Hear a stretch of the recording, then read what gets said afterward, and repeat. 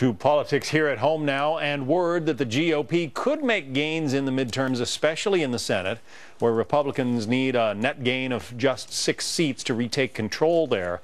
The Wall Street Journal writing, with 100 days to go until the midterm election, unexpectedly strong bids by several Republican candidates and President Barack Obama's continued sagging approval ratings are boosting GOP chances of capturing a Senate majority. Joining us now, Bret Baier, the anchor of Special Report. There are a couple of surprise states that Republicans are looking at that originally they didn't think might be on their pickoff list. Bret? Yeah, John, good morning. This basically comes down to spreading the map, and that's what Republicans are doing. You even have the New York Times in its modeling saying that there's a 60% chance now that Republicans pick up control of the Senate, in part because they're fighting on a number of different battlefronts that many people didn't think they were going to be.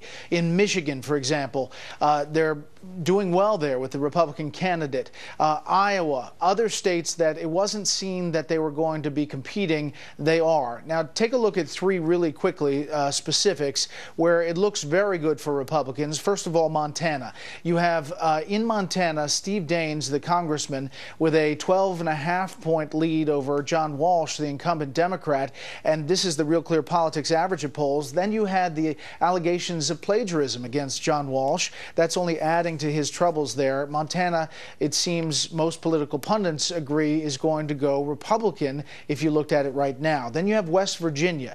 You have a situation where Shelley Moore Capito is the Republican. She holds a 10-point average of polls lead, according to RCP. And Natalie Tennant is out with a new ad today, blasting the administration for its efforts on coal. So trying to distance herself from the administration. That's going to be an uphill battle for Democrats as well. And finally, in Colorado, the Democratic incumbent, Mark Udall, is holding on to a just slim lead, 1 point, according to the average of polls.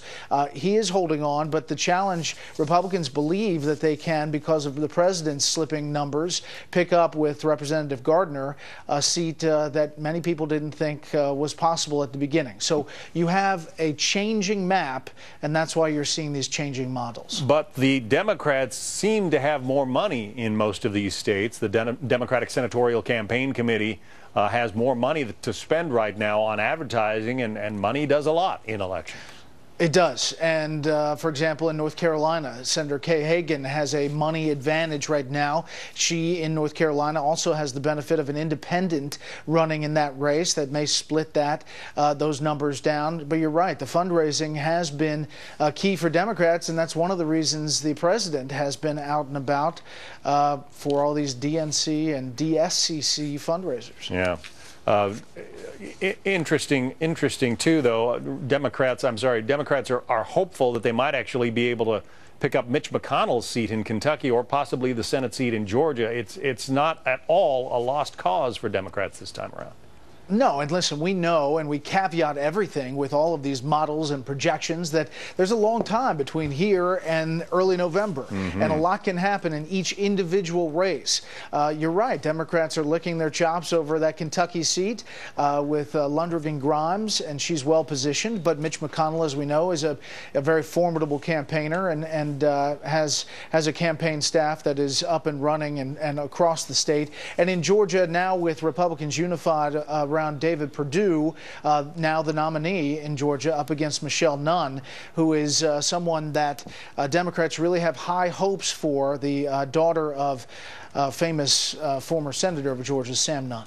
Let's talk a little bit about the Department of Veterans Affairs. That bipartisan plan is about to be revealed to reform that department that's been hit by so many scandals, delayed medical care for our veterans.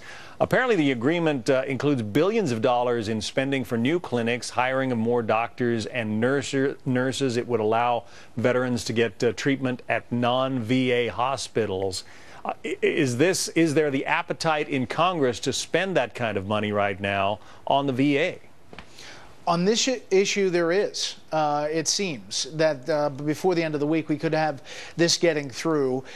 You had Bernie Sanders, the Senate committee chairman on Veterans Affairs, and Jeff Miller on the House committee chairman coming together on this tentative agreement. One of the other things this does, besides giving money, about $10 billion to enable veterans to have this card that they can get non-VA health care if they're waiting in line too long, it also changes the metrics inside the VA, that it's done on how good the health care was as opposed to whether you got in line.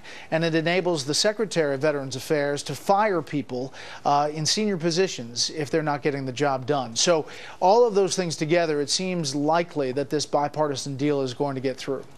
Brett Baer joining us from Washington. Looking forward to a special report tonight. Brett, thank you. See you, John.